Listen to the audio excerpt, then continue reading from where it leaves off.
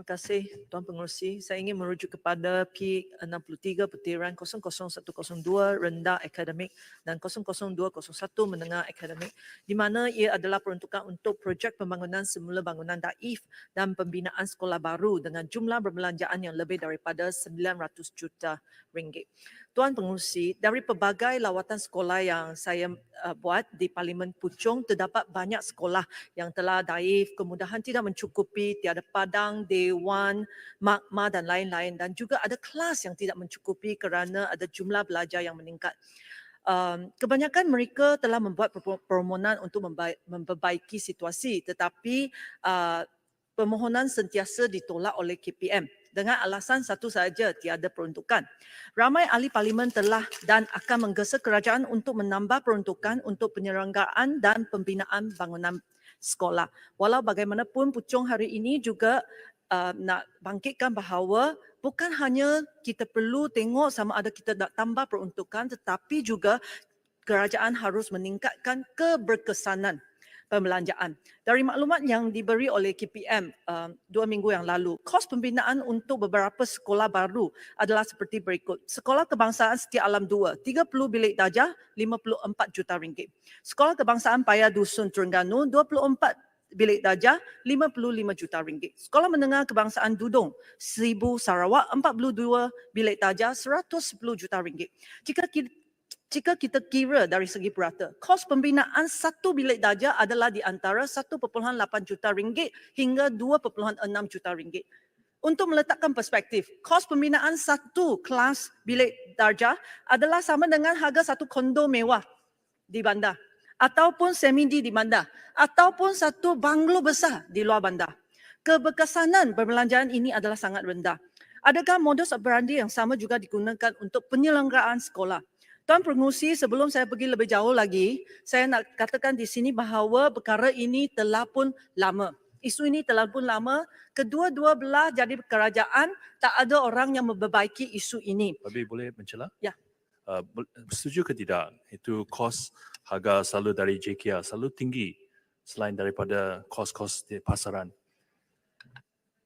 Ya, sangat setuju. Dan ini bukan isu politik sebab apabila kedua-dua belah jadi kerajaan, isu ini tetap sama, tak pernah berbaiki. Oleh itu, ini adalah isu pendidikan di mana saya berharap mendapat sokongan daripada kedua-dua belah untuk menggesa kementerian untuk mengkaji semula proses pelantikan kontraktor untuk pembinaan dan juga penyelenggaraan sekolah bersama dengan Kementerian Kerja Raya. Saya juga ingin mencadangkan kementerian untuk mencari jalan lain untuk menambah dana penyelenggaraan dan pembinaan sekolah selain daripada peruntukan langsung kerajaan. Saya nak bagi satu cadangan di sini. Di kawasan Parlimen Puchong, saya telah cek, terdapat sejumlah 18 tapak tanah sekolah sedia ada dengan jumlah tanah 156 ekar. Dan setahu saya, dalam tempoh 15 tahun yang lalu, hanya satu sekolah baru yang dibina. Saya percaya kawasan parlimen di Lembah Kelang yang lain juga mengalami situasi yang sama. Terdapat terlalu banyak tanah tapak sekolah tetapi kerajaan tak ada peruntukan untuk membina satu pun sekolah baru. Tapak-tapak sekolah ini telah pun menjadi tanah terbiar, kadang-kala digunakan untuk aktiviti haram. Puchong ingin cadangkan kementerian untuk bekerjasama dengan kerajaan negeri dan Kementerian Kerja Raya untuk mengenal pasti tanah yang sesuai dan boleh ditukar guna tanah untuk dan menjual ataupun menyewa tanah ini secara open bidding. Dana yang diperolehi daripada bidaan ini boleh dimasukkan ke tabung pendidikan negeri supaya boleh disalurkan ke sekolah-sekolah negeri tersebut untuk tujuan penyelenggaraan dan pembinaan kemudahan ataupun sekolah baru.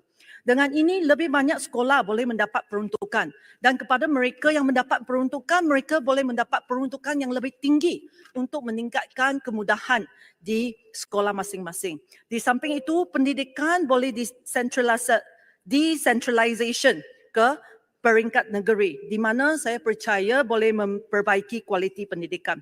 Seterusnya, Tuan Pengerusi, saya ingin juga merujuk kepada B63 butiran 030000 operasi pendidikan.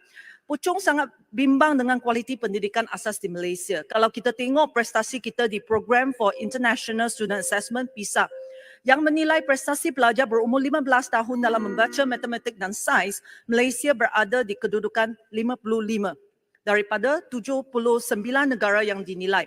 Berbanding dengan skor PISA Malaysia dengan negara ASEAN yang lain, kita berada di belakang Singapura, bukan sahaja Singapura tetapi Vietnam dan Thailand juga.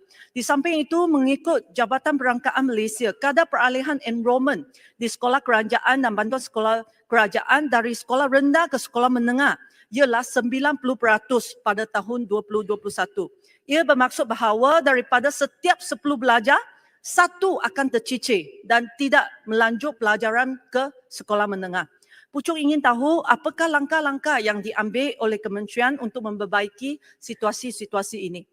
Akhirnya, saya ingin merujuk kepada butiran 062500, beasiswa perguruan persekutuan dan butiran 00700 pendidikan guru. Tuan Pengerusi, Pelan Pembangunan Pendidikan Malaysia 2013 hingga 2025 telah pun mengenal pasti kualiti guru adalah penentu yang paling penting dalam menjayakan pendidikan.